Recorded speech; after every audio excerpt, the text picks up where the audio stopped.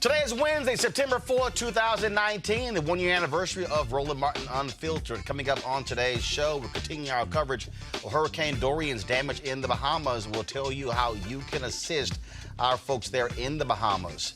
In Illinois, all charges have been dropped against former Congressman Aaron Schock, a white Republican who got caught with his hands in the piggy bank. So why did black Democrat Jesse Jackson Jr.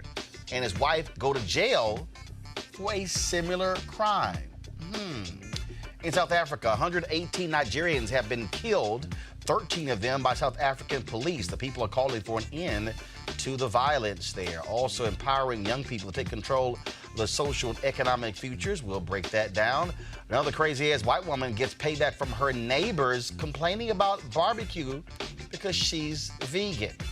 Also, a memoriam to music producer LaShawn Daniels, who died today. And R. Kelly, his trial has been set for April 2020, and he is no longer in solitary confinement. Yippee! It's time to bring the funk on Roland Martin Unfiltered. Let's go. He's got it. Whatever the piss, he's on it. Whatever it is, he's got the scoop, the fact, the find. And when it breaks, he's right on time and it's rolling. Best believe he's knowing. Putting it down from sports to news to politics. With entertainment just for kicks, he's rolling. It's on go, y'all. It's Roland Martin, rolling with Roland now. He's funk, he's fresh, he's real, the best, you know he's Roland Martin now.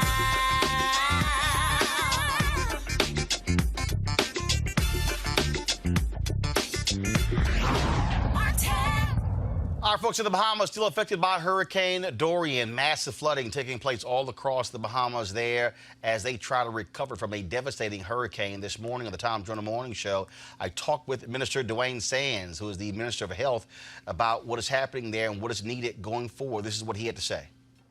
Another prime minister yesterday took a reconnaissance mission. One of your islands, just massive damage. Homes flattened, roofs torn off. I know in Freeport, I saw a video. A friend of mine who's a lawyer in Miami, she sent me a video of the airport terminal there just decimated as well. Just can you give our listeners just an understanding of how the Bahamas has been impacted by this hurricane? Well, good morning and thank you. I was privileged to join the Prime Minister on that reconnaissance mission, which was provided to us by the United States of America and their Coast Guard. We flew over Abaco, and indeed, there are some places that are so devastated, it can only be accurately described as almost apocalyptic. The roofs torn off, buildings reduced to splitters. It is obvious that there has been just historic devastation. Now, there are some areas where the wind damage is not as severe, but there's tremendous flooding. There's a challenge with access to the main population center because of flooding and damage to the airport.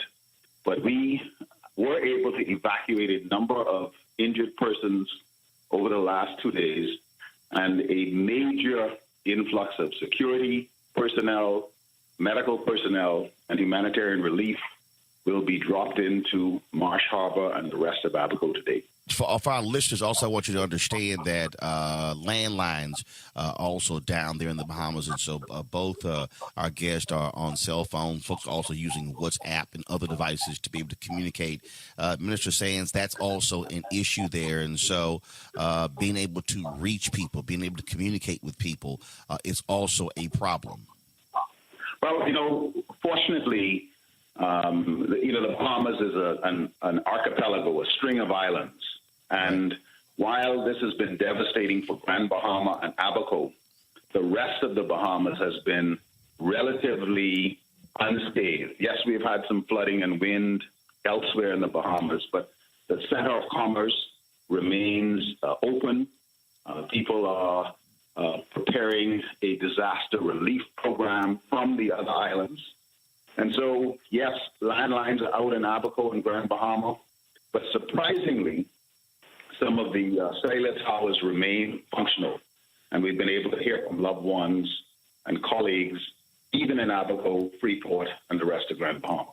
There are a lot of people, obviously, who want to help because of past issues. There are people who don't necessarily want to give to the Red Cross. Is there an official relief set up by the Bahamian government? I know, like in Houston, we see this in other places where the mayor has set up something where it's direct to the people. Anything like that? Has it already been established? Yes, we have. We have established NEMA, which is our National Emergency Relief Agency.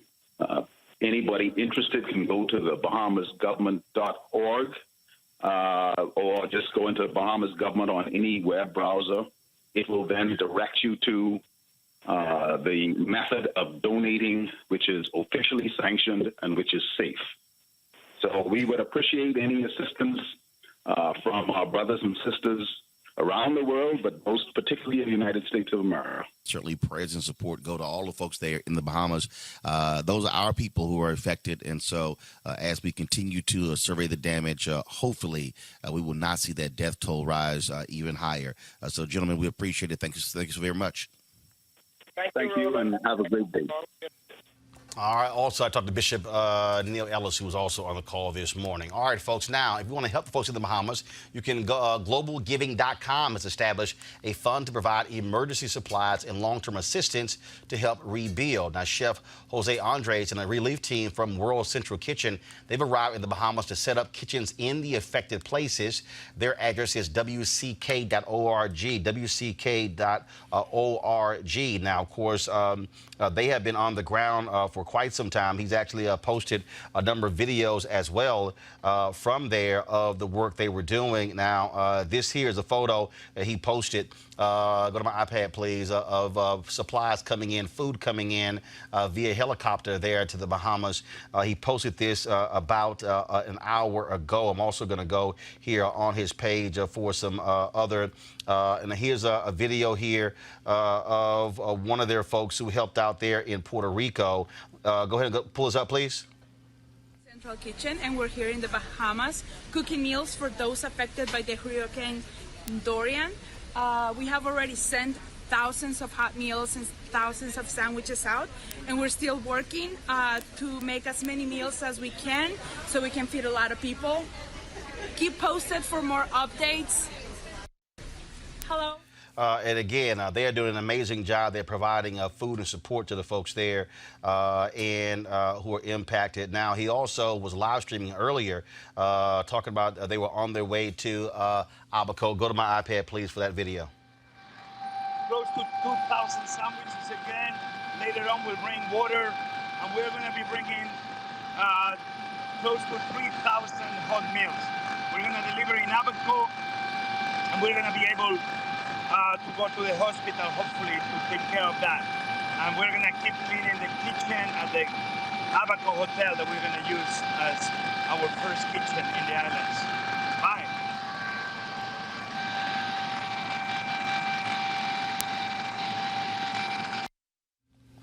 All right, folks. I'm also on a text channel on WhatsApp with some folks who are providing support here in the United States. I'm going to read those in a second. Team Rubicon is a group of military veterans providing disaster relief in affected areas. Their website is rubiconusa.org, RUBICONUSA.org. Grand Bahamas Disaster Relief, set up by the Port Authority, offers suggestions on where to drop off supplies and how to help on their website. You can go to gbddisasterrelief.org/donate. That's GBD. disasterrelief.org/donate. And finally, Charity Navigator offers an even more expansive list of reputable charities working in the Bahamas. Just simply go to charitynavigator.org, charitynavigator.org. Also, you have folks here in the United States who are also doing some work. They've got one of the emails that I'm reading here. They've got one group has 250 medical volunteers, 11 doctors, 35 EMTs, 37 nurses, and a host of other first responders who are ready to go to the Bahamas at the drop of a hat. Also, I'm reading here the let's see here.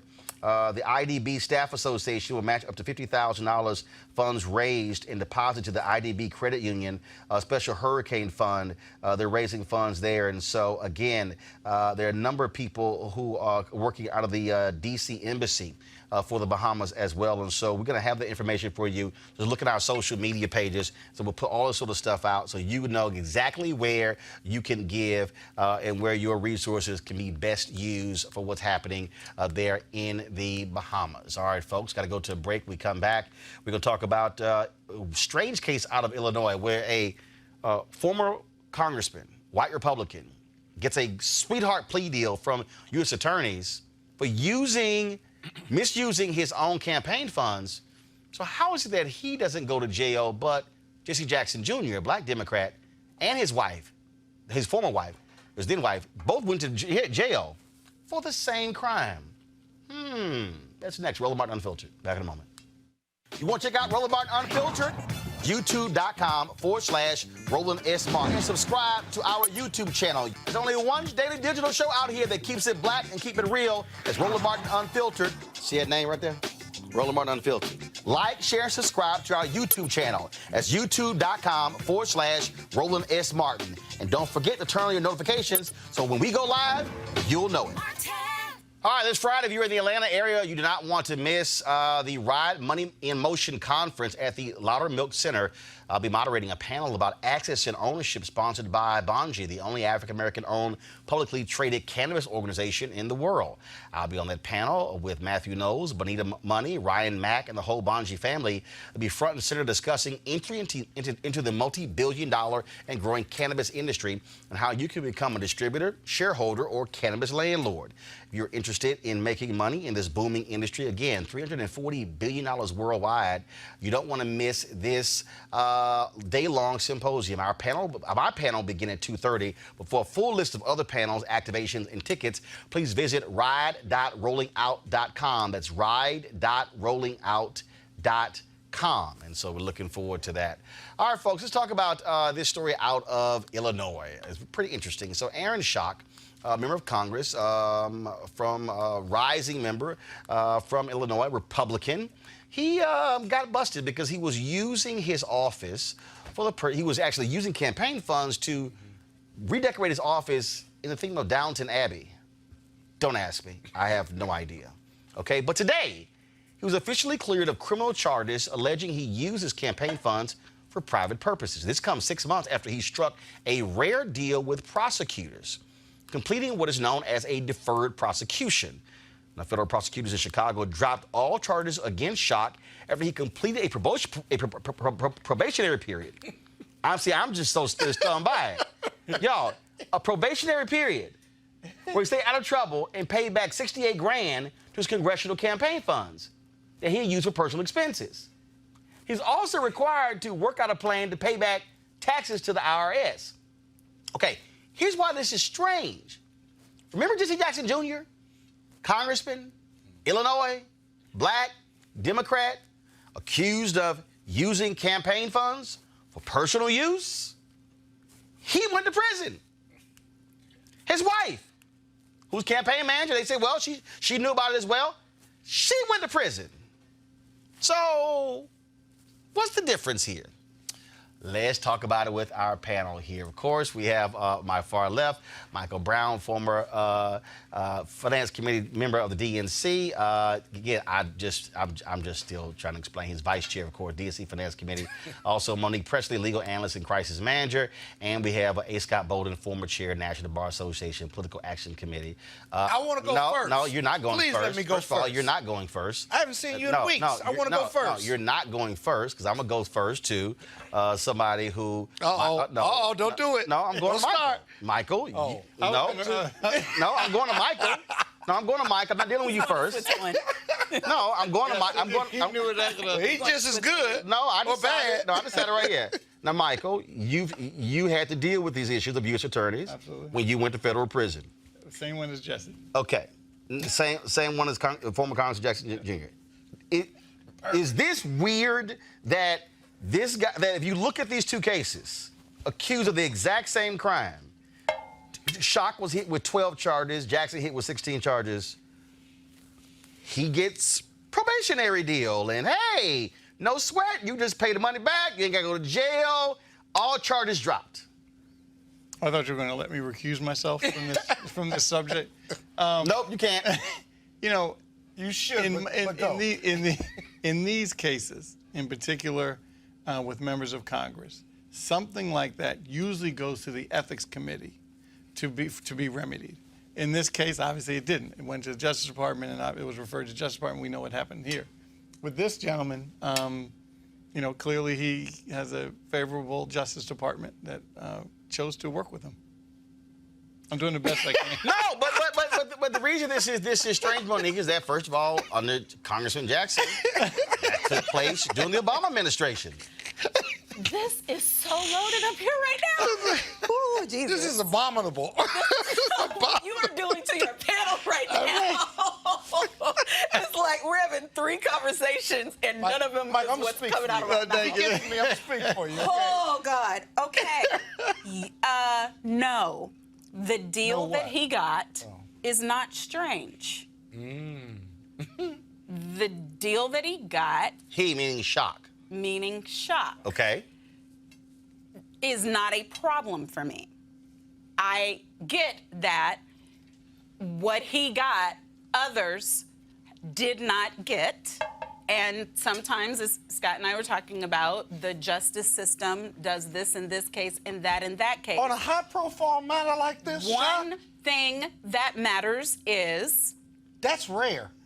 D.C. was the jurisdiction for the Jackson matter, and Shock was at home. Maybe the Jackson matter would have turned out differently if that were the case. And then there's also the obvious if it wasn't a black man in America. I mean, okay, first of all, hold on. I'm going to Chicago. No, for all the folks again. So Shock gets this probationary period, all right? Jesse Jackson Jr. got 30 months. His wife got 12 months. Okay, they were accused. Okay, so Jackson, they said spent $750,000.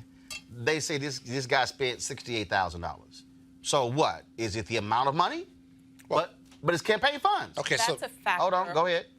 The amount is taken into consideration. Whether the person who's accused is cooperating or not is taken into consideration. Whether there are mitigating circumstances, which in the Jackson matter there were, but I don't know to what extent that prevailed, that's taken into consideration. If the government, and especially in D.C., it's like this, feels like there's games being played and the matter is being kind of not taken seriously, then it's going to be up to me. It can go another way. But what the justice system is supposed to do is not use punishment to set an example. When you have first-time offenders, even if they are public servants, and as Mike said, some of these things end up being handled in committee, and we don't even know about how many people are charged with things that relate to this. It's not strange, for instance, to be able to negotiate paying back taxes. That's not odd. Right. It's not, you know, there are lots of things. But Scott, here's what's... In a deferred prosecution. Scott, wait. But here's also was interesting. Here's also was interesting. First of all, the federal judge ruled today. Took a few minutes. Shock wasn't even required to even be there. Exactly. He at the crib. Exactly. So here's the deal. I mean, I'm like, damn. So what he pled to wasn't a felony. It was a misdemeanor. And in several jurisdictions, especially on federal law, if you're going to plead to a misdemeanor, you have to proceed, you don't have to show up in court. In his deferred prosecution agreement, this is Shock, he admitted overbilling and selling tickets and paying base price. He admitted to not paying the So what he did IRS. was mileage reimbursement. Use the money for interior decorating. Right. A charter plane flight to Chicago Bears games, and also the reselling of sports tickets for profit. He admitted it. So they still gave him a deferred prosecution. Now, I granted jurisdictionally, and they moved it to Chicago because the judge in D.C. had a conflict or improper contact with the federal prosecutors here, but why do you move it all the way to his home jurisdiction? You could move it to Virginia, i.e. Manafort, or you could move it to Maryland. Right. I But mean, here's the thing about the Jackson case, though. Shock admitted, this is from the Chicago Sun-Times. Read it. Y'all gonna love this. It's right there. Although he admitted to the above accusations, Shock did not plead guilty to any criminal offenses. This is what Shock said in March after the agreement was approved. Quote, there's a difference between mistakes and crimes. Right. And his committee, the campaign committee, which is key here, they pled guilty to a misdemeanor or a felony. So whatever they were doing, he blamed somebody, and George Terwilliger, his very fine defense counsel, convinced them that the company, the campaign finance committee, would take a hit and he'd get this deferred prosecution. But what makes it worse, despite the competing jurisdictions and U.S. attorney's offices, is this. Jesse Jackson Jr. had mental health challenges during the period of the time he allegedly committed, well, he pled guilty, he committed these crimes, and that played no factor. Shock had all his faculties, and Jesse Jackson Jr. didn't have all his faculties and still got 30 months.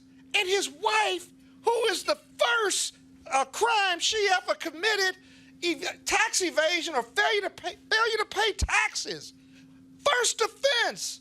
They could do that civilly. They did that criminally. She got 12 months, which means she had to do 12 months. If they gave her 12 months in a day, she could do 80% of it. Now, granted, that was in D.C. The other one's in Chicago. Shock's in Chicago. If you ever get in trouble, ladies and gentlemen, go to Chicago. No, if you ever get in trouble, be a white Republican. And go to Chicago. Go to Chicago. With Jesse Smollett, though, at the state level, he walked, too, on one of these deferred prosecution deals. But again, though, I mean, look, if you want to compare things, the bottom line is this goes to this whole issue people raise that if you were a black politician, you can look at the number of years that William Jefferson got. You look at the number of years that Kwame Kilpatrick got. There are just a number of cases folks bring up where you see where white politicians have committed crimes, have gotten relatively few years, but then all of a sudden the book, this kitchen sink and everything thrown at black politicians. Absolutely. Monique, you got something to say? Look on your face. I'm just trying to understand. Well, listen, it makes... I said Monique. My middle name is Monique. I said Monique. Okay. Monique, Mike, y'all... There's no way I can disagree with what you're saying. Exactly. Scott is incensed, but and rightfully so. My only point was. Somebody on YouTube did say, why is Scott's voice so high? But go ahead. We should. I was joking about my middle name being named. That's what I said. Those deals, and that's why I said initially what he was offered really isn't the problem. The problem is that when one of ours is on the carpet for something. But listen, our own community doesn't back up our own when we get called on the carpet for something. We push on pedestals, and then there is a problem, and then we let people fall way, way, way, way low, and we look at them like it's a spectator sport. And that's never going to make for the type of justice that a black man in America deserves, which is the same amount of discretion, the same amount of understanding, the same amount of no criminal record, first chance, deferred adjudication, mental illness, whatever the case may be. But it starts with the discretion. You can't look down unless the prosecutor, federal or state, is giving discretion. And I guarantee you, Jesse Jackson Jr. or Michael Brown couldn't get that deal in D.C. or anywhere else. That's the injustice. If you're going to give deals, you're giving deals. But give him a deal. Give me a deal. Give Roland a deal. That's really what we're talking about. And prosecutorial discretion varies from jurisdiction to jurisdiction, even though the U.S. Attorney's Office is all on the DOJ. Broad discretion. That's what we got to fix. That's why voting matters. That's why prosecutors matter, because you put prosecutors in, and that's why the president matters. Final comment? Well, some have said that the previous administration's Justice Department targeted many more people elected people of color than the administration before that. You mean the Obama administration? Oh, did I say previous? Yes. Yes. Sorry. I just want to make sure we're talking about the same one. You couldn't get away with Oh, yeah, he was too quick with it. Yes, that one. That is what some folks have said. overcompensation. Overcompensation. And to Monique's point, when she was saying, the pedestal thing, watch them fall, that our folks don't do any lift up. Well, Y'all know let all me these just books. say That's this. all I'm saying. All right. You need to do more about this, Roland. Next topic. Jesus. Oh, my comment on it. I ain't never. We all got I'm trying to connections to the understand can. I why don't care. 3 black lawyers scared.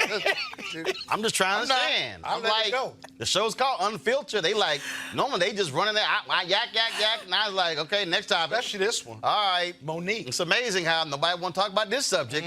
I wonder why. I thought about it. All right, y'all. Last week, there was a massive protest march in different parts of Johannesburg, South Africa, targeting foreign nationals. The crisis erupted as a result of the murder of a taxi operator alleged to have been killed by a Nigerian. Now, the president of South Africa has condemned the continuous killings of Nigerians in South Africa, warning it would no longer be condoned. So far, 118 Nigerians have been killed, 13 of them by South African police. I mean, that's crazy. That's just crazy. Black on black crime. Okay, you missed that point? You trying to add to that? I was just trying to help. I was just trying to support the show. It's your 1-year anniversary. I might. No, you need to take a. I mean, matter of fact, I thought when you remove said, all are you trying caffeine. to add to that, you remove meant all- like because I'm about to commit a black on black crime. So I I'm just turned saying. real quick. I was like, I mean, y'all might have want to remove Scott's caffeine because I mean, like you weighed extra as hell. Do I need to call Erica? Man, keep my wife's name out. I your just mouth. I'm just I've saying. Do I told need to you call that Erica? before. That's all I'm saying. Woo! All right, y'all. I'm gonna go to a break right now. When we come back, we're gonna talk about black kids' finances. We'll also deal with the issue of the American Black Film Festival, a new initiative taking place in London. And y'all know we got another crazy-ass white person. Some things change, some stay the same. This one, a vegan in Australia, pissed off because somebody was barbecuing next door. Baby, just get a rib, call it a day. This is Roland Martin Unfiltered. Back in a moment. You want to support Roland Martin Unfiltered? Be sure to join our Bring the Funk fan club. Every dollar that you give to us supports our daily digital show. There's only one daily digital show out here that keeps it black and keep it real as Roland Martin Unfiltered. Support the Roland Martin Unfiltered daily digital show by going to RolandMartinUnfiltered.com. Our goal is to get 20,000 of our fans contributing $50 each for the whole year. You can make this possible. RolandMartinUnfiltered.com. Thanks.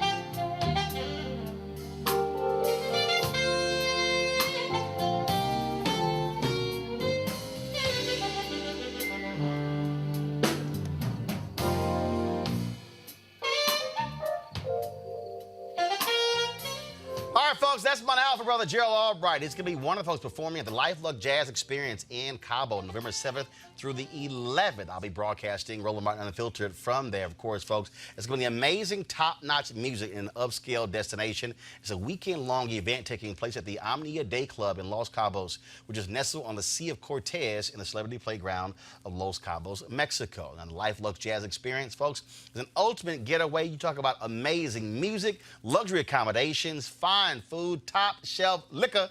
They say libations, but y'all don't know what the hell that means. And, of course, Scott don't, but he know that's just liquor. That's just or an ER? liquor. It's liquor. Liquor. Of course, golf, spa, health, and wellness options, and a lot more, folks. There's going to be some of the big names in jazz on the second annual Luxe Jazz Experience. Is also going to have all sort of different events, many concerts, including the Spirit of Jazz Gospel Brunch and the Jazz Sunset Cruise. Confirmed guests, comedian actor Mark Curry, as I said, Gerald Albright, Alex Bouillon, Raul Madan, Incognito, Pieces of a Dream, Kirk Whalum, Average White Band, Donnie McClurkin, Shalea, Roy Ayers, Tom Brown, Ronnie Laws, and Ernest Quarles. As I said, I'll be broadcasting Roland Martin Unfiltered from there that Thursday and Friday, and so you get to also be a part of our show audience. If you want more information, go to LifeLuxeJazz.com, LIFELUXE jazz.com. It's going to be a great time. Love to see you there. Packages beginning around $1,300 go up from there, and so we would love to see all of you there. Again, go to luxejazz.com, LIFELUXE jazz.com. We're going to have a fantastic time, and I can't look forward to it. And it's sort of like a pre-birthday celebration for me. My birthday's November 14th. We'll be there November 7th through the 11th, so really looking forward to all of that. All right, folks, let's talk about my good friends at the American Black Film Festival. And, of course, every year we go to ABFF doing all sorts of coverage from there. But now they are doing some new things, okay? And so they're going to be now doing an event taking place in London. In a moment, we're going to be talking to Jeff Friday, of course, who is the founder of American Black Film Festival. And so we're going to chat with him in just 1 second. But of course, you know, every year we're there at ABFF. This year we were there for the red carpet for the movie Shaft. Last year it was, of course, the remake of a film as well. What was the movie we did last year? First of all, no, Shaft was this year. It was a whole bunch of movies. The Superfly was last year. And then, of course, we caught up with Rick Ross and so many other different people. And, of course, this year, also, you had The Godfather documentary on Clarence Avant via Netflix, talking to Reggie Hutland and others. And so now, ABFF, they are going to London. Now, joining us right now is Jeff Friday. Jeff, what's up? What's up, brother? Can you see me? I can see you. Good chatting with you. So what's up with this London deal? Explain.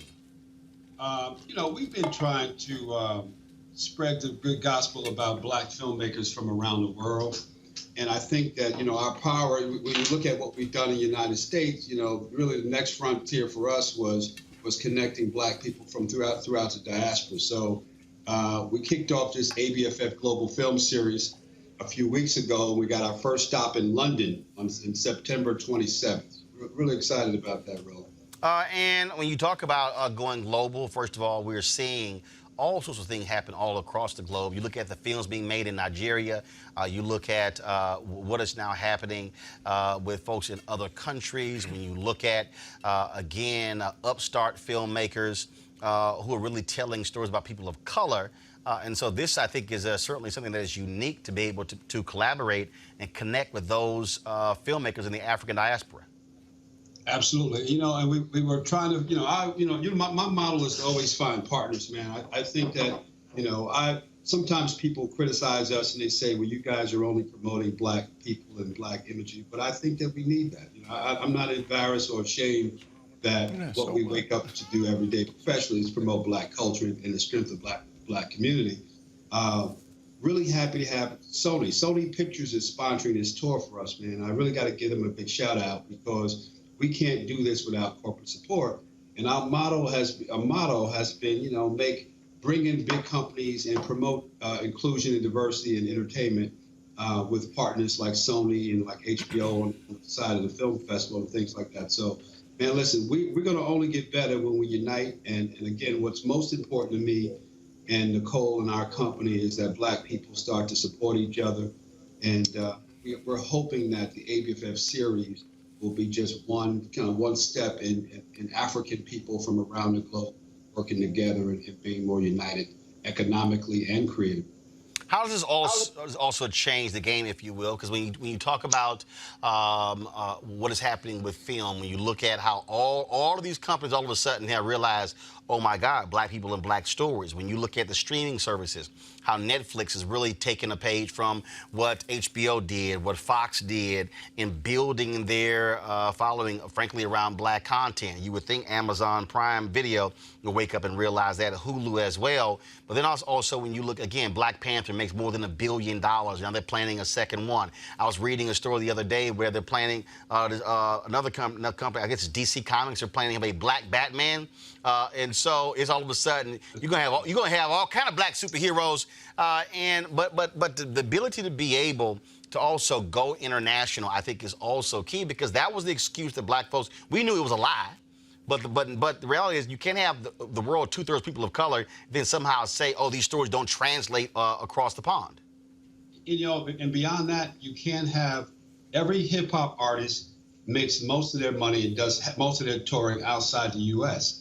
So you also can't have Black jazz musicians in the 60s, and everywhere you travel outside the U.S., you see hip hop fashion, and everything Black and everything inspired by Black culture travels outside the U.S. But Hollywood has tricked us, and they told us that black film and black culture doesn't travel in filmed entertainment. That's absolutely not true. You know, everywhere you go, they're watching Martin, or they're watching other black, you know, they're watching Queen Latifah. What was the show with Queen Latifah? Living Single? And Living Single. I was in Africa. Living Single is popular in Africa. Living Single and young people in Paris talk about that show. Those are iconic classic shows there too. So Hollywood has tricked us, Roland. This institution, this industry has told us we're not going to invest money in your films and your content. We're not going to pay you like we pay Brad Pitt and these other people because your stuff, your culture doesn't travel. So we can't make as much money on it. So we got to keep you in this $7 million box for a feature film. Absolutely not true. Black Panther proves it's not true, and everything else followed. Hidden Figures proved it's not true. Get Out proved it's not true. Us proved it's not true. So our series is about really, but we got to keep beating the drum. Like, we can't say Black Panther made $1 billion and then stop, right? We got to have little successes and continued successes along the way.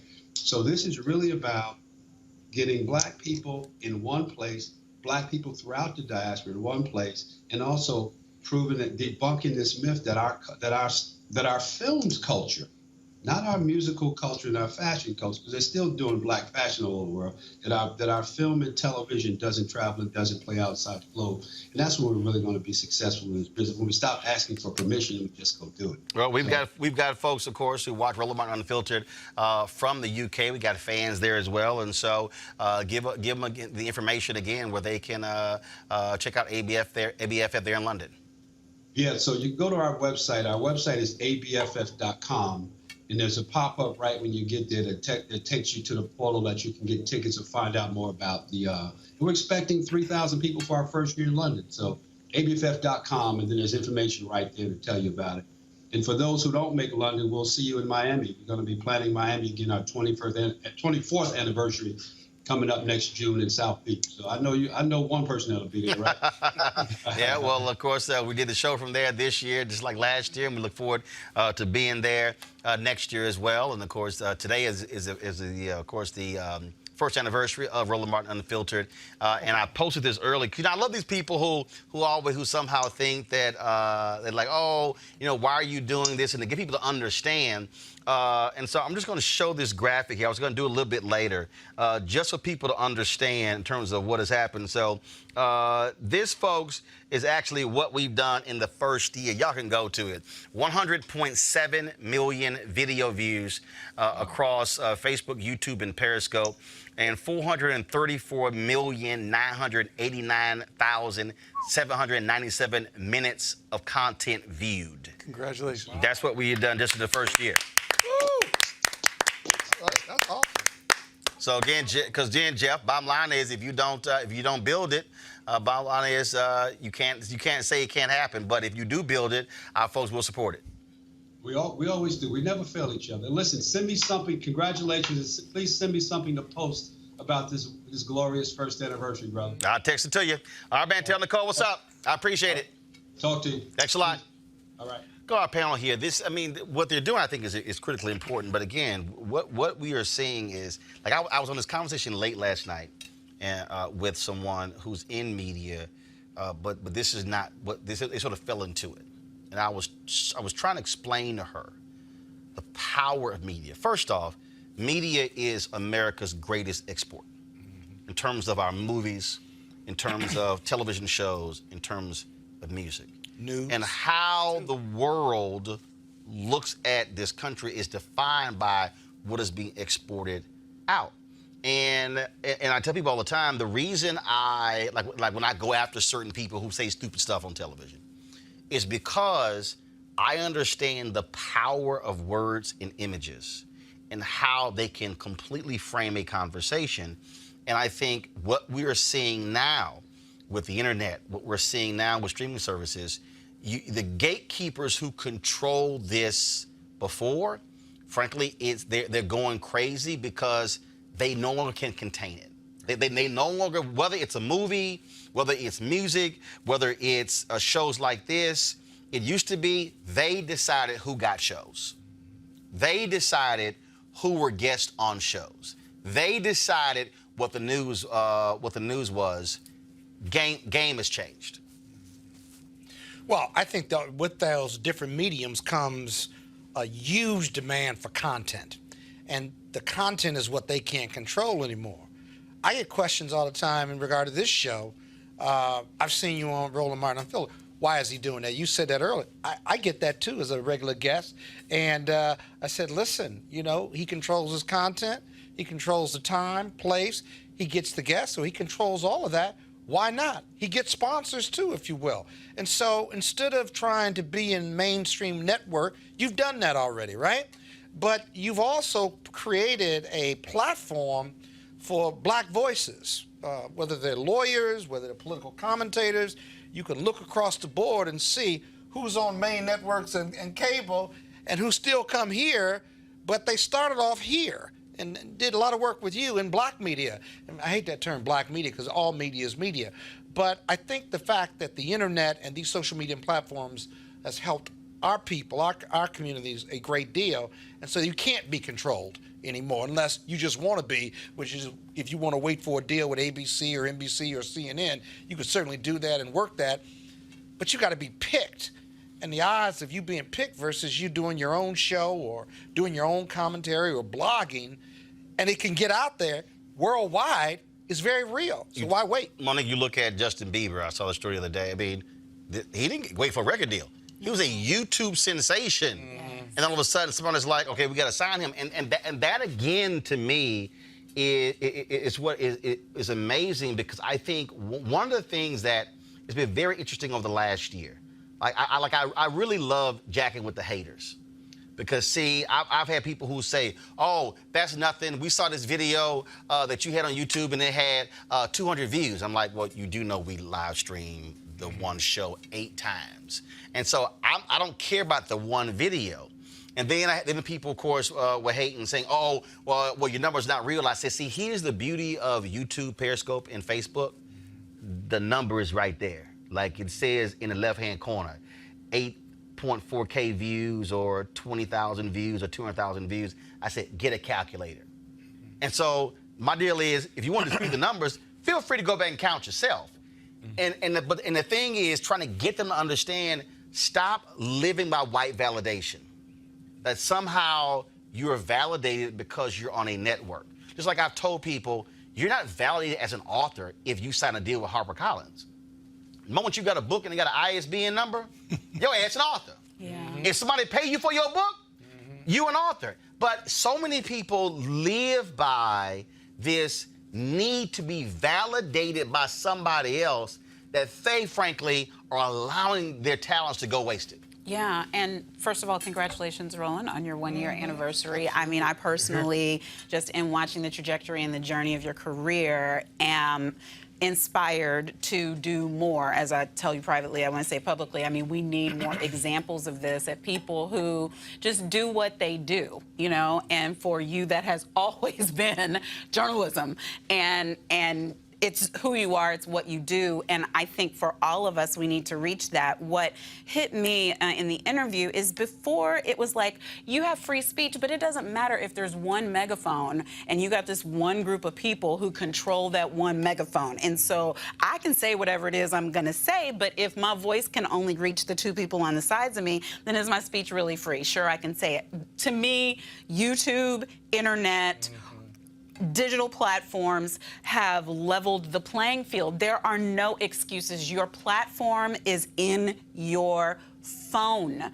So if there's anybody who wants to do good, if there's anybody who thinks they can sing, if there's anybody who wants to do a startup, I'm watching people 23 years old who are in joint ventures that are garnering millions of dollars, and I'm like, girl, no excuses.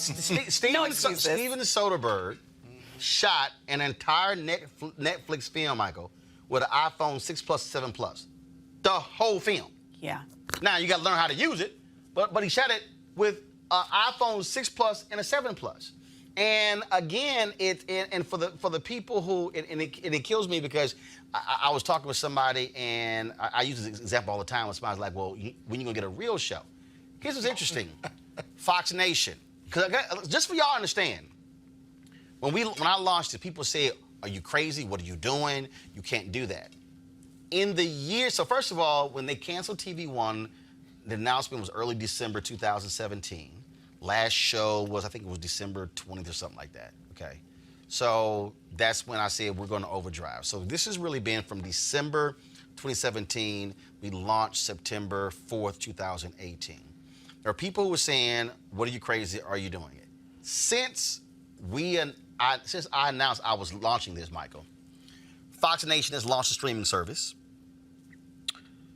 NBC has launched a streaming network. ABC has expanded their streaming network. Pluto got sold for $340 million. Cheddar got sold for $200 million, a post-cable network. All of these people, you look at Disney is pulling their shows off of Netflix, launching their own streaming service to compete with Netflix. Warner Media pulled Friends off of Netflix, launching their own streaming service. So it's interesting that all these other people, major companies, are launching streaming services, are launching news networks for this and for this.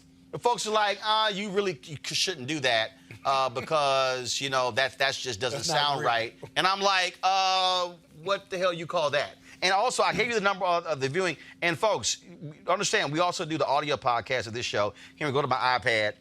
My man Keenan sent me this. And so even our podcast plays has been 455,928 since we launched. So you add that with the video views, you're talking about 105 million. Yep. Go ahead, Mike.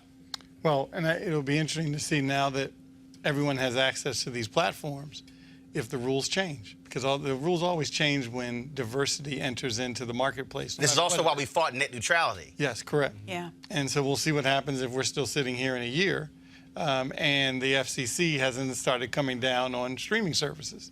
And so we'll see. Hopefully it'll stay open, but usually the rules change when people of color and diversity enter the marketplace. But let me also say this here. Now, here's another graphic I'm going to go to, all right, which is not as large. Cameron, go to my iPad. So the number of people who actually joined our Bring the Funk fan club. Our target goal the first year was 20,000, giving an average of $5. So we had 2,495. Now, let me unpack that.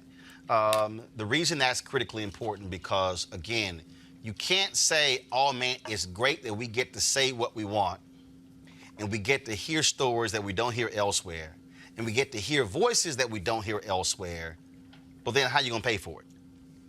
The reality is, we as African Americans, we pay for a whole lot of stuff. White folks, Latinos, Asians, Native Americans spend money on a whole lot of stuff. The thing, though, is, what are we spending money on?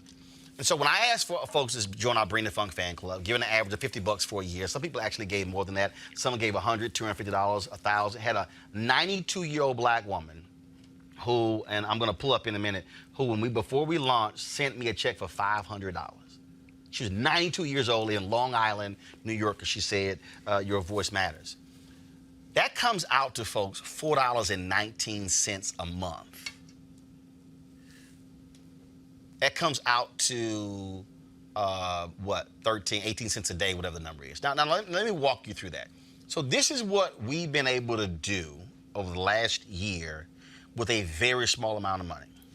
We've done 220 original hours worth of shows. We've done more than 30 one-on-one interviews with folks like Spike Lee, Senator Doug Jones, and so many others. We've live streamed more than 30 rallies, conferences, events that have taken place over the course of a year. All independent, not corporate. Thankfully, I've partners that have also been with us as well. So I'm saying that because we also have to support what we do.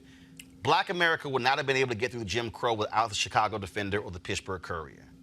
If black people did not subscribe to those newspapers, they could not have sent folks to the theaters of war overseas, could not have sent people to investigate crimes of racism and discrimination all across the country. So the point I'm making is, if black folks in 1906, in 1910, 1920, could support black newspapers, then why don't we support black media? And that's why, Scott, I call it black media, because the reality is, if we don't, again, I go back to the first black newspaper, Freedom's Journal, 1827. I know you work with NNPA. Yep. They said, quote, they wrote in the lead editorial, we wish to plead our own cause. Too long have others spoken for us. Right. And I get emails every day from people. My son is being railroaded. Can you investigate this? I got an EEOC complaint. People have we literally don't have staff who can follow up on these emails. And so that's why, so when people sit at home and go, man, I love the show, but then you don't contribute in any way, what you're really saying is, somebody else can y'all go ahead and pay for it. But then when stuff, because here's the piece, we will never get canceled if we support us. Like, there will never be a meeting where I get called into where someone says, we're canceling your show, because I'm the one who calls that meeting. Now, I don't want to have to come on the air one day and say, yo, this is our last show. But the reality is, we have to have black folks who support black media. Because if we say, I want it to happen, or I want to see us cover the 2020 election. I got black people right now. Some of y'all are saying, I want to see post-debate analysis. I want to see election night coverage. I want to see all of that. Well, guess what? It don't happen on its own. Car service gets paid for. Staff gets paid for. And so that's why it's important for us. We have to be in the habit of doing just like black people did with black newspapers. You have to subscribe in order for it to continue. Okay, so Roland, that begs one question. Yep. Your show was a morning show. We still need those shows, though. But they don't exist. There are eight networks, cable and broadcast, that target African Americans. They do 1,344 combined hours of content a week. There's not 1 hour of news. Because here's why.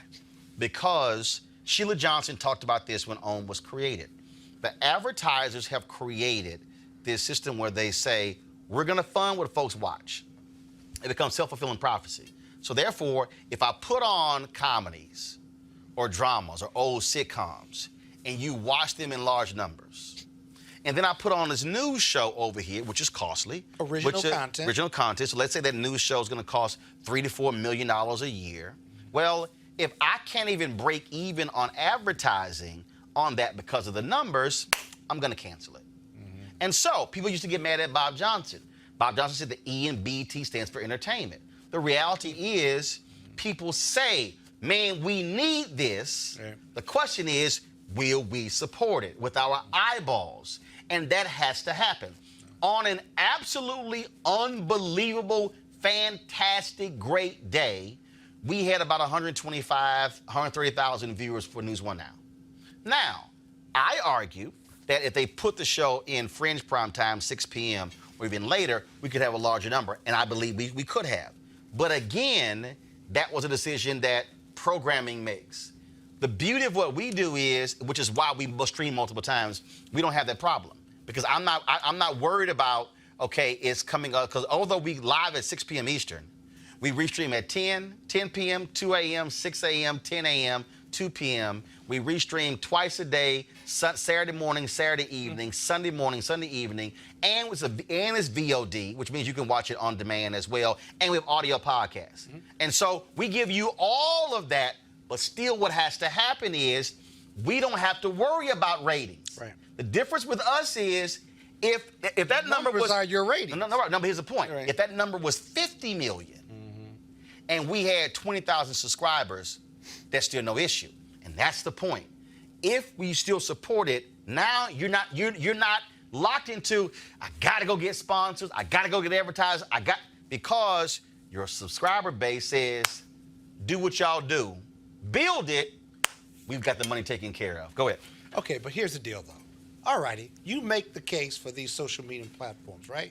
There are going to be more black networks. Eventually, let's say 5-10 years, concept, precept, whatever. There are going to be more networks. They're going to be, and the main networks and cable are going to still be there too. If this platform that you're on is so good, right? At some point in time, somebody's going to come calling. Would you go back? Maybe, but here's the piece, You though. would. No. Even with all of this. Scott, you're wrong. Okay. See, because my history already proves you wrong. The what? I was on TV One. I got paid by TV One before CNN called. Okay. I was at the Chicago Defender I was doing television when CNN called. I didn't want to leave the Chicago Defender. The problem was the black people who own the Chicago Defender said, we just want this to remain a small community newspaper. I'm like, that ain't my vision. That's why I left. I could have done, and this is why they later apologized to me, because they said, man, that was dumb of us.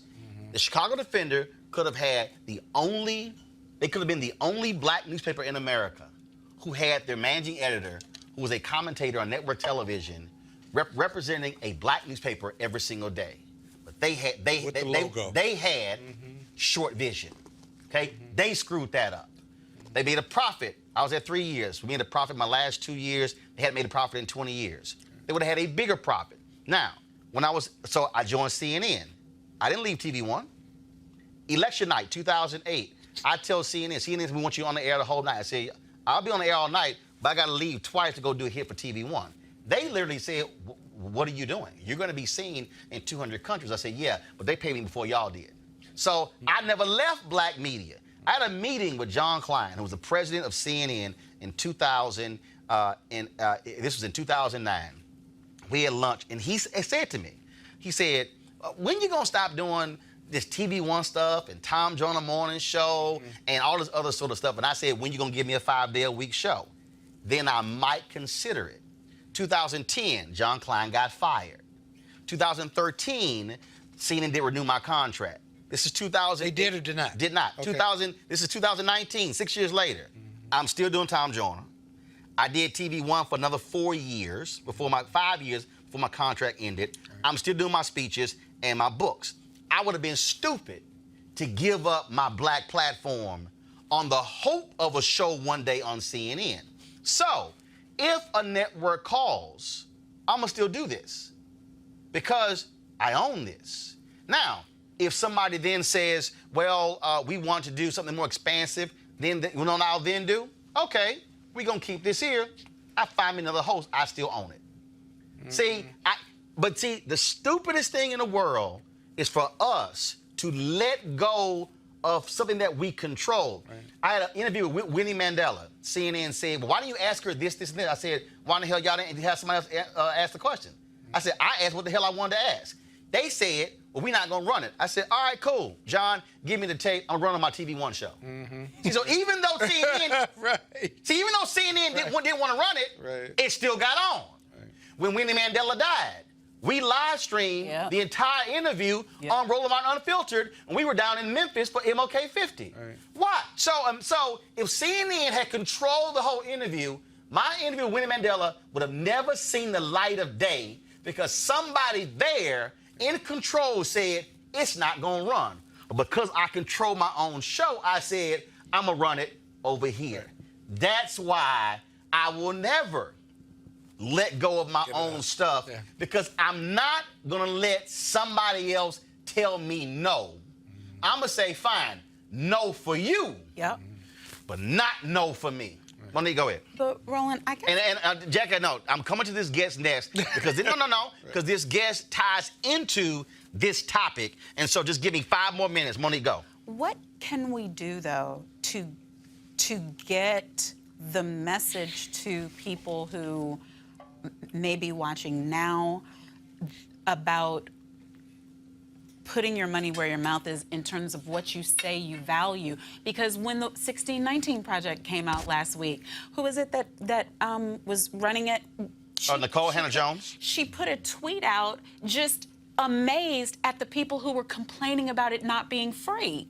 And I'm like, jokers. Right. Are you kidding me? You pay for a newspaper, and they managed to get this body of work done, something that ain't been done. I mean, and you don't want to pay for it. You watch CNN or whoever. You pay a cable subscription. You pay money every month for that.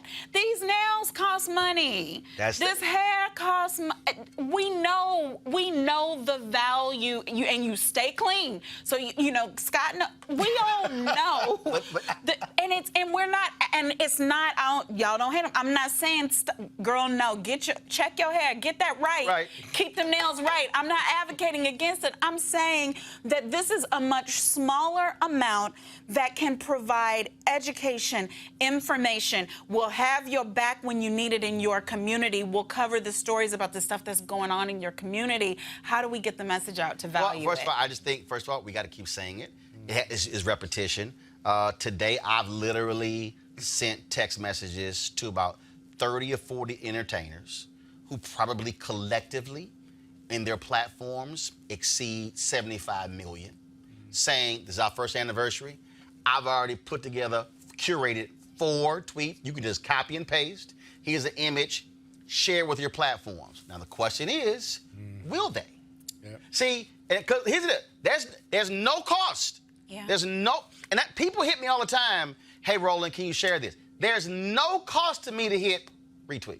Yeah. There's no cost for me to go copy, paste, here's a photo, click, it goes out on Instagram, Facebook, and Twitter. The question is, do we see that? And do we practice that? And that's the real thing, I think, Michael, when you talk about, because even to your point about the New York Times, and that's great with 1619 Project, and I'm not dissing it, but that ain't black media. Right. That ain't going to black folks. All I'm saying is that's an amazing package put together. But I told y'all, we did 220 hours of Daily Show. Yeah. Throw in the 30 to 40 one-hour interviews, throw in the rallies we covered. If I tabulate, and I'm going to have my guy tabulate it, Keenan's probably going to go crazy. I will dare say we did 400 plus hours of black targeted content. Mm-hmm. There's no black network that can compare. And I dare say, on the news side, there's no black website. The Root, BT.com, Media Takeout, go down the line that did black news. I'm not talking about entertainment. And that's, I think, what people have to understand. Michael, final comment before I go to my next guest, because this ties into it. I'm going to co-sign for what Monique and Scott said, and frankly, what you said. I know Jay has your guest on hold, so I'm just going to tell you, you're a pioneer, and congratulations, and to have the courage when the other folks do come at you to say, I'm going to keep my other stuff. And that's what I think is, when you teach your class in communications or media, you need to tell young folks, hold on to your own thing that you own. Which is also why many of those networks don't call me. See, I need people to understand, because I need some of y'all to understand. Unbought. Because literally, I had somebody who told me, I had a very influential person, black person in media say, Roland, you know you got lots of enemies in mainstream. Because I understand the power of controlling your narrative. Yep. And I've never allowed somebody else to say, we're going to pay you X amount. Will you leave? Nope. Because there will come a day when they say, nah, we're not going to run that story. And I'm just sorry. I am just not going to ask somebody that don't look like me, can I go cover the Image Awards? Can I go cover American Black Film Festival? Can I go cover MOK 50? Do y'all understand? That wasn't a single cable news show that was in Memphis that broadcast their show. Unless the Hope did the newscast from there, we were there Monday through Thursday. They were only there that anniversary date. What I'm trying to say is this show matters because we don't have to ask anybody else, can we? If the funds were there, we'll be on a plane in the Bahamas. We would do our show from St. Thomas. We would do our show from African nations.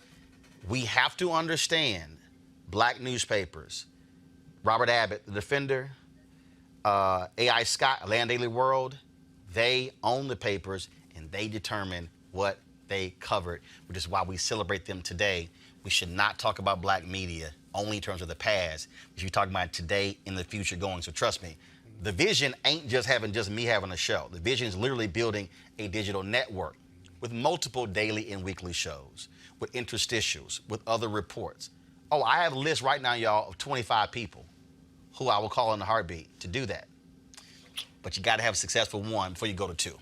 And speaking of that, our next guest, talks about this whole issue of how to begin to close the economic gap and teach young people about building wealth. The People's Alliance for Justice is partnered with Nick Cannon to sponsor a seminar on taking charge of your future. Joining me right now is Reverend Shane Harris, founder and president of the People's Alliance for Justice.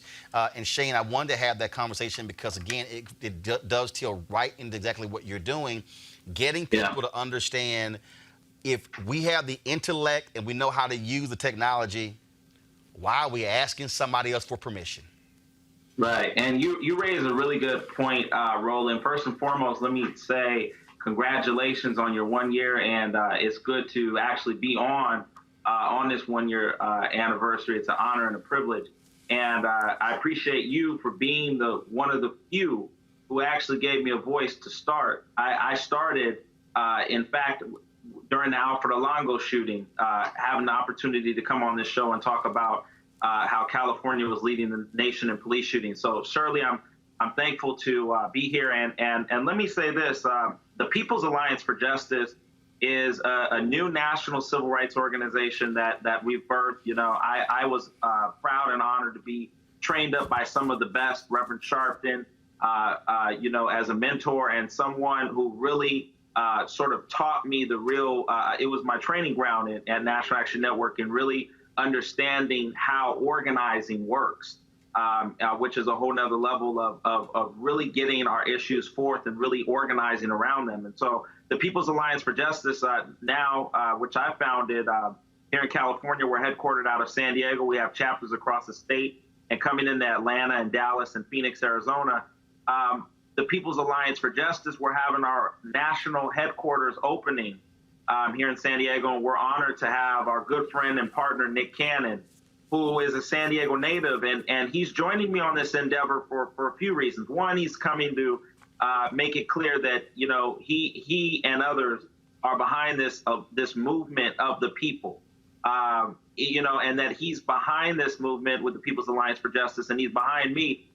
But he also is coming because he wants to ensure that we, you know, are really discussing what must be done. 400 years since the first slaves were dropped off in Virginia from Africa. And let us be very clear, this moment of the 1619 Project, which Nick is, you know, proud supporter of with the, you know, with the movement that he's pushing across the country and the commission, on you know, reparations and some of the dialogue that he's having across the country, he is really trying to raise the fact that exactly what you just said, that we must own our own again, that we must bring young people up understanding that we can own our own and we can be in full control and charge of what we're saying and what we're doing.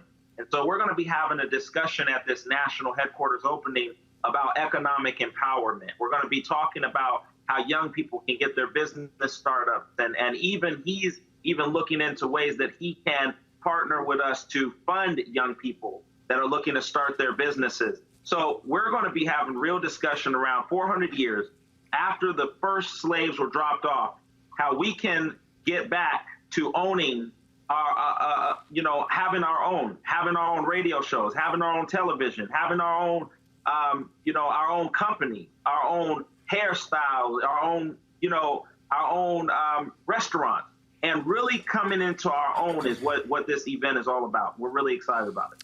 Where can people get more information? People can go to peoplesallianceforjustice.net. There they can find out exactly what we're doing. They click on the top of the page. They can register for this event. This event is open to the public. We know that some are coming even from across the country. We're expecting many from across California to cut this ribbon with us. And if they want to know more about the People's Alliance for Justice, they can go to peoplesallianceforjustice.net. Our mission is solely this, Roland. The People's Alliance for Justice is a national civil rights organization founded to keep Dr. Martin Luther King's dream alive by taking direct action with a balanced standard of justice for all, no matter what race, gender, criminal record, sexuality, or citizenship. We are on the move. We've got the first national initiative as a civil rights organization around foster care called Every Child Heard. And so if people want to know more about what the initiatives and the things we're going to be taking on nationally and how this event, you know, brings forth what we're going to be doing, they can go to peoplesallianceforjustice.net. .net. We're looking to plant chapters in your city, wherever you are, because we understand that this work is critical, and we must keep this movement going. It cannot end with the civil rights leaders before us or those before us. We must be the ones to take up the mantle and keep this movement going. And so you're seeing it across the country, leaders coming behind leaders, leaders being raised up by leaders, taking leadership. And so we're really excited about this endeavor and really appreciative of Nick Cannon partnering with us. All right, then. Well, Shane, we sure appreciate it, man. Thank you so very much, and good luck with it. Thank you. All right, folks. Tomorrow on the show, I'm going to play for you when we were at Operation Global Hope Forum last year. T.I., there was a panel with John Bryant, T.I., Emmanuel Lewis, Chris Tucker, and a couple other folks. And there was something that T.I. said. He said, we have to monetize our culture. And you heard me mention Black Panther. And phenomenal film. But the reality is Disney made that $1 billion. Yes, African Americans directed it, were in it, people starred in it. Why am I making that point? Because America, I mean, just so, this really hit me when I was watching the Sam Cooke documentary on Netflix, which was an amazing documentary. Here you had a leech of an agent who stole Sam Cooke's music that he produced. So first of all, we were stolen from the motherland, shipped to America, till the soil, build the country for no money. Freed, given no land. 92 years of Jim Crow, denied opportunities. Still fighting for full freedom in America. Then you had what's our most basic core talent? Music, singing. Folks stole the music rights from our singers. Now, we see documentaries and movies on those same people not being made by us. Yeah. Some of y'all gonna get that in a second. So I'm watching this and I'm saying, well, why in the hell we can't make a documentary about Sam Cooke? The BBC, an amazing documentary on Teddy Pendergrass that aired on Showtime. The BBC. Yeah. What I'm saying is we have to create, as T.I. said, we have to monetize our own culture. There are amazing stories worthy of doing documentaries. I got two that are off the chain, and it's just a matter of somebody saying, let's do it. But this also requires Black folks to collaborate. So just so y'all understand, I've met with nearly every major Black media company over the last year. Has any one of them wanted to partner? No. You can't have Black folks who are living in these silos, because we don't have big enough scale. You got to be able to have scale. But it's also understanding, to Monique's point, how do we get people to also understand the power of giving? I have 2.4 million social media followers. Forget 10%. If only 5%, I don't want to put this in perspective, if only 5% of my social media followers actually gave $50, that's it, $50 each, that would fund this show for the next 6 years. I didn't say 6 months. I said 6 years. Trying to get us to understand what that means. That means creating more shows, creating something larger. There's no reason in the world we shouldn't be doing not 100 million views in a year. Imagine having 5 or 6 other shows. And now we're doing 4 and 5 and 600 million views in a year. Now you have more shows, more voices. Now you have an opportunity. Shane talked about young people. I'm 50. I will challenge any millennial when it comes to understanding technology. Come on. Because see, I haven't stopped learning. Yep. We must understand. Trust me, my nieces will tell you when they come to me, Uncle Roro, I don't know what's happening. Can you fix this? Because learning doesn't stop when you get older. What I need you to understand is this here.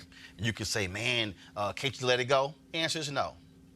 Because I told you what my greatest fear is. My greatest fear, with us being 24 years away from America becoming a nation majority people of color, that at the current trajectory downward, Black America will not be in control of our narrative. We will be asking somebody else to cover us. will be asking somebody else, can you please write about us or do an audio podcast or do a video? That should never be the case. We have to control our own destiny and monetize our own culture. So we got, again, the number's 2,495. You should be one of our fan club members. You should join. Look at the numbers again, right here. Right here, 2,495 members. Right here. We look at how many followers we got on Facebook, Periscope, YouTube, Instagram. Right here, 455,000 people listen to our podcast. Right here, total views, 100.7 million, almost 435 million minutes. Go to RolandMartinUnfiltered.com, join our Bring the Funk fan club, because we got some great stuff. We want to be on the road in 2020. I've got several presidential candidates who've already committed to doing a black male-only town hall. Who else is doing that? I've got 2 who've already committed. I'm talking to the top 6. I've already connected with all 6 of them. What I'm trying to let you know is that it only happens when you control it. Because here's the deal. I don't need MSNBC or CNN to do it. I own my own cameras. I own my own live streaming equipment. I have my staff. I don't have to ask anybody, can y'all help us do this? Y'all, we can literally do this ourselves. We don't have to ask somebody else for permission. But if we don't support it, none of that can happen. Again, I want to thank all of you for supporting us over the last year. I want to thank our panel. Great conversation today. I'll see you guys tomorrow. Crazy white people. No, I push it off for tomorrow. Trust me, it's enough of them. If I can do it every day. Fan club, does First that mean of all, I own the show? the fact that you keep saying "if I give" means you have not given in the past year. So you really, really didn't want to open that can of. You did not open. Who's my largest giver? Your largest giver. I'll tell you right now. Now let me also say this here. I'll give them a shout out. Okay. The National Coalition on Black Civic Participation, Melody Campbell's group. Out of all of the civil rights groups, they give us $1,000 a month. Really? Wow. What's your largest individual giver? $1,000 a month. Okay, your largest individual. That's what they give us as well. Who's your largest individual? That person doesn't want to be mentioned. So it's confidential or it's anonymous. Yeah, but it's $1,000 a month. That individual too? It's an individual $1,000 a month. So why? You trying to beat that? I'm thinking about it. You made a great case. It's been taking you 365 days. Well, I feel as a guest that perhaps I'd be conflicted if I gave money because it may affect my commentary. Need your ass. See, that's the difference, right? That's the difference right there between a Kappa and an Alpha. That's right there. That's right there. Tomorrow, I'm going to give a shout out. I'm going to show the slide of our partners who've actually helped us. And again, AFSCME. Again, matter of fact, you said AFSCME. Everybody, they've been our biggest donor. AFSCME, they came in. They were the first. I talked to them on the last day of News One Now. 24 hours later, they were in as our first sponsor. But Lee Saunders being an alpha. That's what happens when alphas step up. Oh, it would be great if a Kappa did that. But they haven't. It hasn't happened. It hasn't. You said it would be brilliant. Oh, it would you know what that's called? That's called fictitious thinking. No. All right, y'all. I see you got. Scott. Yeah, would you start talking about the nukes if I give $1,000, $1,001 every month? You haven't done it. But if I did, would you stop talking about You haven't done it. No. Would you have a cane? Could I give you a cane? Here's the deal. If you do $2,000 a month, I'll stop talking about y'all for at least 6 months. Not good enough. That means you're a weak negotiator. All right, y'all. I'll see you guys tomorrow right here, Roland Martin Unfiltered. Holla!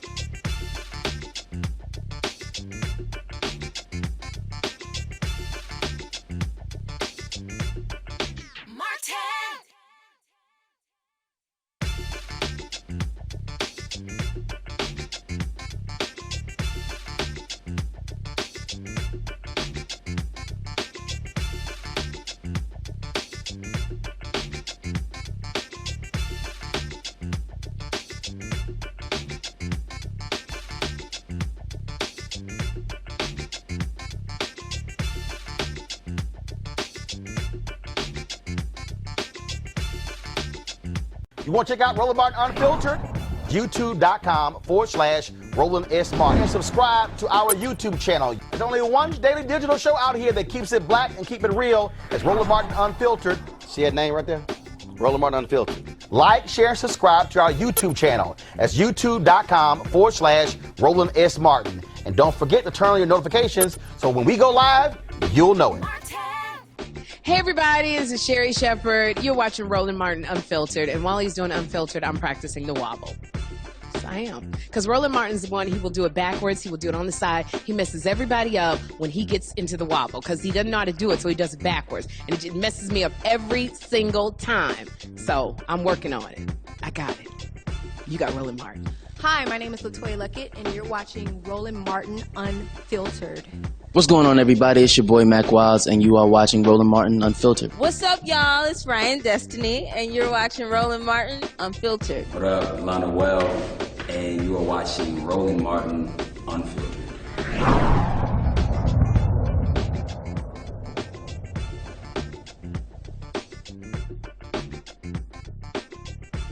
You want to support Roland Martin Unfiltered?